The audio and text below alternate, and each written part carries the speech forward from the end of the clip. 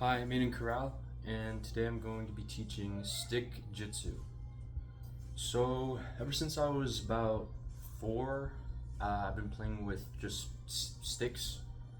Not the only thing I've been playing with, obviously I played with action figures too, but I really just kind of found something just cool about sticks, and I would pretend that these sticks were characters, and that the trees they came from had some, sort of meaning.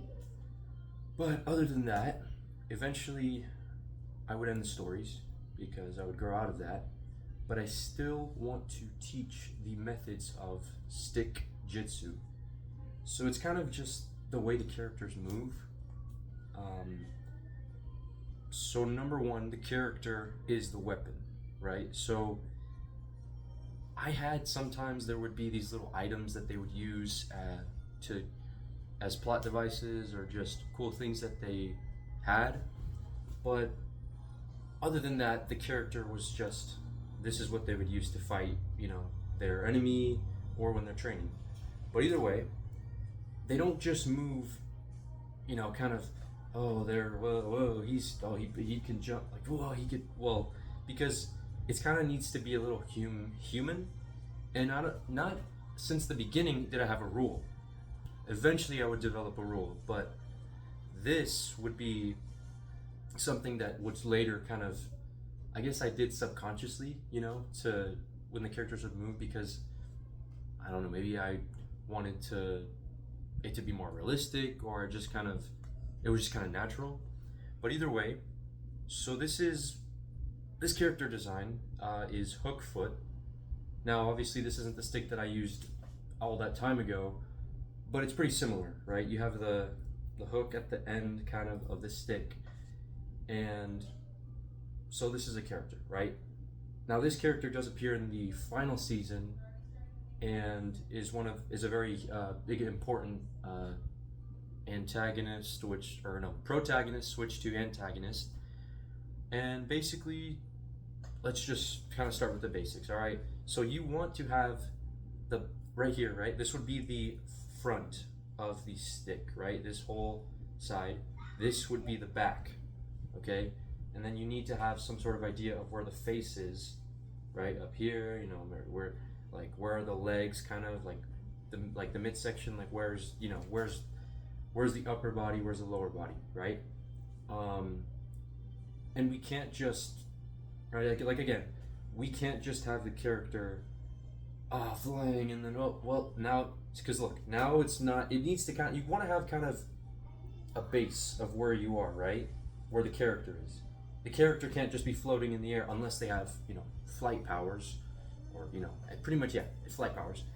So we want our character to be based somewhere. Now, obviously, this isn't a human. This isn't like they don't have 2 legs, but you kind of have to use your imagination of where's the legs, right?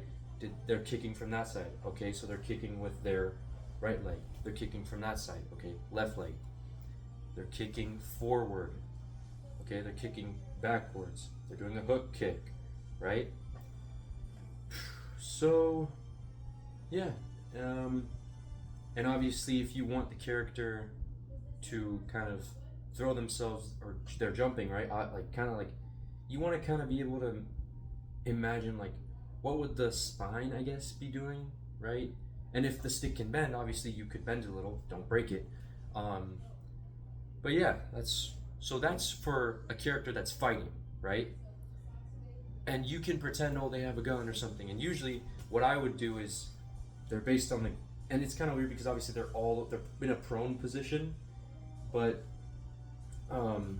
they're like this would be them as a gun, and we could just imagine that this was the part that they're shooting,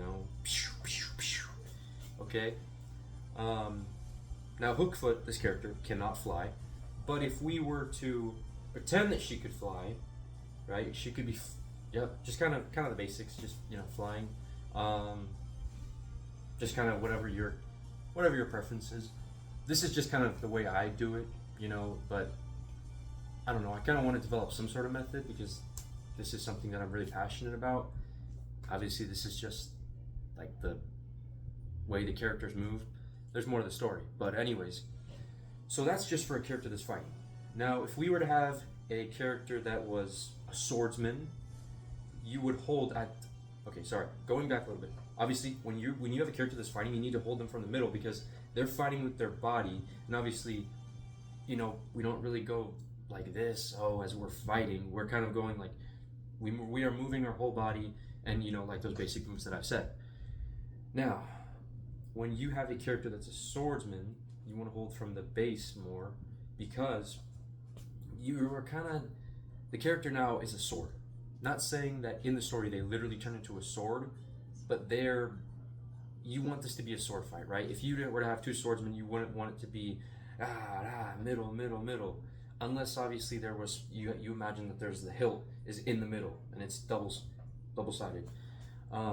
So anyways, we're pretending that Hookfoot is now a swordsman, right? And now we're holding from the base and they become swords. So, but you don't. Again, you need to control the character as if you're not there, right? Going back to when you don't want to hold them up here, you kind of want it to be like as low as possible so that the character obviously is from the base, right? So you have that, and they're fighting in the stick. And obviously, if one of them, you could just pretend that they disarm the other. But anyways, when the character does break, you would just break it in half or something. I don't know.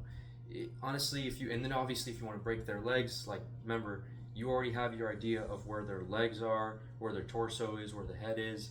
So if they broke their leg, you kind of. I remember what I would do is I would kind of get confused sometimes because I would break them right here, right, and there's still pretty good length left. So that kind of would confuse me, like, oh, is that character dead? I don't know. But anyways, you want to kind of, at the end of the day, just break it all up. Unless you're gonna, in your story, you've got them where the other character discovers the corpse, right? So those are the two kinds of, methods of fighting that the characters have. And there's plenty of power sets that all these other characters have.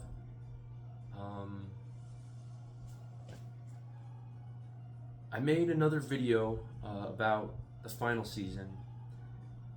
I'm kind of busy with school, so I don't think that I'll be making the rest of the whole show anytime soon. I don't think I'll be explaining it. I've written down pages of, all these characters. And I think, in my final season explanation, I did talk about like, hey, at this point in the story, you will have known this from that previous season, right? And I just wanted to say a trademark because I hope that this idea gets to stay mine because I feel like this is a really original idea. I know it's obviously based off kind of Battle World, Secret Wars, but at the same time, there's still a lot of plenty of different things, and there's characters that have similar power sets to others, But other than that, I still try to do as many different things as I can, even though pretty much ever since the beginning, any character that would have a similar power set, like let's say Nightwing, it would literally just be Nightwing. But maybe when I redo the show, or when I actually do the show, I wouldn't have him be called Nightwing. It would just kind of, they wouldn't be rip-off characters. They wouldn't be like the same personality but just a different name. It would be there would be something different to all these different characters, right? So I would want to say trademark to all those things I said in that video and these things I said in this video, the whole idea of Prodigy's Battle World and the stories that I have,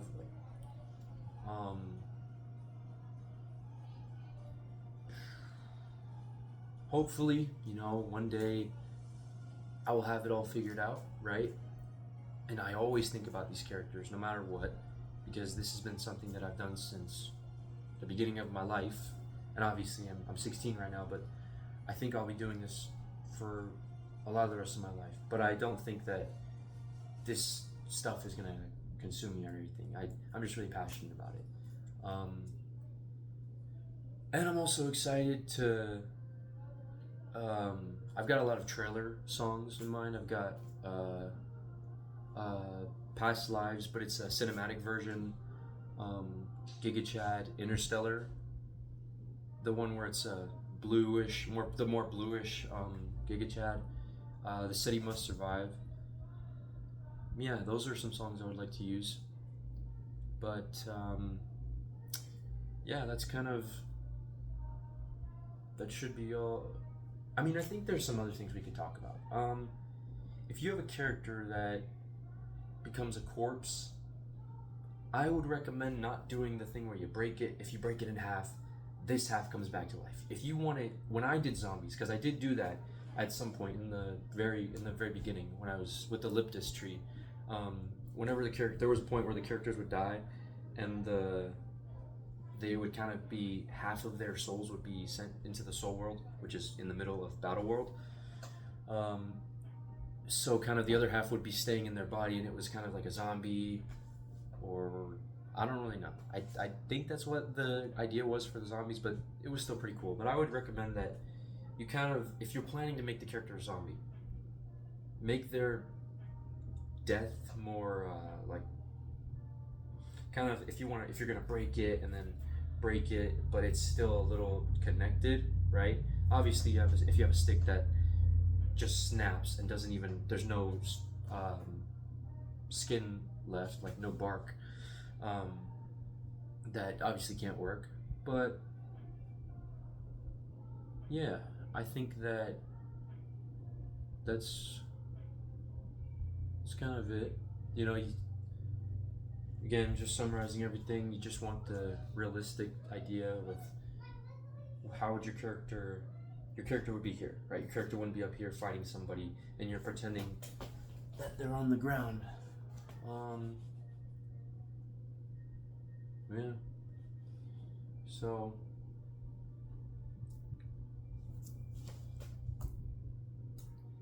if you have a character, there's a character, Whiplash. Obviously, he's kind of based off Whiplash from Marvel, but gotta give him another name. I actually have written a different name, Stick-Whip. That would be his name, Stick-Whip. So, Stick-Whip is literally just a whip. Okay, that's a very important thing. So, there are characters that I have where it would be this much would be the regular stick, but then if we only kept the skin, so then you only at the other longer part, then you would have the whip, like, so that would be the whip. So the character was literally just a whip. Another thing I would point out is that it was not always sticks. That was the main thing, but there was, and I've written it down a long time ago. There were stories that were happening where it was rocks, right? Obviously, the rocks wouldn't be as big as the sticks, right? But there were rocks, and then there were leaves. So you kind of had the rock stories, the leaf stories, and the stick stories. But eventually, I think when I actually did the final season, because remember, I ran through the whole show. Not all of it was planned, but near the end, that's when I was really planning stuff. And I did all that, like, with actual sticks, with actual rocks, with actual leaves. But when it came to the final season, I think that I realized, I was like, wait, I don't think, because my plan for the final season was that all these different stories would kind of cross over. They would have crossed over throughout the show, but they would really, really be crossing over in the final season. But I decided to make just every character be a stick, because I thought leaves get they're easily destroyed. They're not as good as they can be. Sticks are more they're more permanent, you know, in the way that they are and everything. And the rocks the rocks were probably the least best to play with, because it would just be, I don't even know really how I did that. I kind of had to use a lot of imagination with rocks, because those characters would always be fighting, and yet somehow I played with those, like, it just didn't, I don't know how that worked. It's been a while since I've done that, because the final season was just, everyone was just a stick character, and it didn't, that's kind of, I will say, when I did the final season, that's kind of when the idea of the people being from different trees kind of faded away a little bit. Um, so that kind of sucked. But all these characters that I've written down and I've talked about, uh, trademark, those are mine. I hope no. I'm only doing this video really because I hope no one takes my idea. Um, but yeah, that's. Hopefully, I hope that one day this thing becomes a show, and I get to do amazing stuff with the show. I don't know if I'd do spin-offs after the main story. Yeah. So, that's the story of Prodigy Battle World. Well, part of it.